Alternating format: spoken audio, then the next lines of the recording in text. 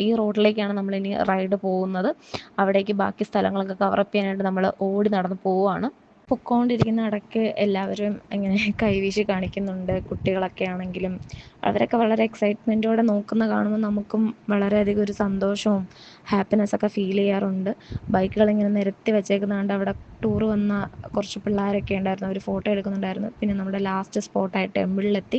അവിടുത്തെ ഒരു കഥയും പുരാതനമായിട്ടുള്ള ഒരു കഥയൊക്കെ പറയുന്നുണ്ടായിരുന്നു. എന്തുകൊണ്ടാണ് അവിടെ ബലിയിടാൻ ആൾക്കാർ വരുന്നതെന്നും എന്തുകൊണ്ടാണ് അവിടെ ആ ഒരു പുഴ പോലത്തെ ആ സ്ഥലം ഉണ്ടായത് എങ്ങനെയാണ് എന്നുമൊക്കെ ഒരു കഥ പോലെ ഒരാൾ വന്നതെന്ന് പറയുന്നുണ്ടായി. പക്ഷെ എനിക്കിപ്പോൾ അത് ഓർമ്മയില്ല.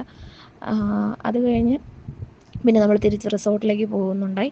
റിസോർട്ടിലേക്ക് പോയപ്പോൾ എനിക്ക് ഒരൊറ്റ ചിന്തയുള്ളൂ, ചെല്ലുക, കിടന്നുറങ്ങുക. കാരണം വെളുപ്പിന് 6 മണിക്ക് തുടങ്ങിയതാണ്. നമ്മൾ തലേന്ന് 2:30 അവിടെ എത്തി. നമ്മുടെ പ്രോഗ്രാമും ഐസ് ബ്രേക്കിംഗ് സെക്ഷൻസും എല്ലാം കഴിഞ്ഞപ്പോൾ രാത്രി ഒരു 9-9:30 ആയി കഴിഞ്ഞിട്ടുണ്ടായിരുന്നു പൂളിലൊക്കെ ഇറങ്ങി കഴിഞ്ഞപ്പോൾ. അത് കഴിഞ്ഞിട്ട് നമ്മൾ നേരെ കിടന്നുറങ്ങി 6 മണിക്ക് തുടങ്ങിയ ഒരു റൈഡാണ്. അപ്പോൾ അത് കഴിഞ്ഞപ്പോൾ വളരെ ടയേർഡായി. നമ്മൾ എത്തിയപ്പോഴും റിസോർട്ടിലെത്തിയപ്പോൾ തന്നെ ഒരു 9 മണി ആ ടൈം ആയായിരുന്നു. അപ്പോൾ അതുകൊണ്ട് തന്നെ എനിക്കിപ്പം വണ്ടി ഓടിക്കുമ്പോഴും ഉള്ളൊരു ചിന്ത ഒന്ന് വേഗം എത്തണം, ചെന്ന് കിടന്ന് ഉറങ്ങണം എന്നാണ്. നമ്മൾ തിരിച്ച് വന്നപ്പോഴും ആനയെ കണ്ടു. അങ്ങോട്ടും എപ്പോഴും കണ്ടിരുന്നു. തിരിച്ച് വന്നപ്പോഴും ആന അവിടെ തന്നെ നിൽപ്പുണ്ടായിരുന്നു. ഇതാണ് എൻ്റെ വണ്ടി XSR. അപ്പോൾ അത് കഴിഞ്ഞ് എത്തണം, ചെന്നുടനെ കിടക്കണം എന്ന ചിന്തയോടെ ചെന്നിട്ട് നമ്മളവിടെ പോയി ഡാൻസൊക്കെ കളിച്ചു. പൂളിൻ്റെ അടുത്തൊക്കെ നിന്ന് ഡാൻസൊക്കെ കളിക്കുകയാണ് ചെയ്തത്.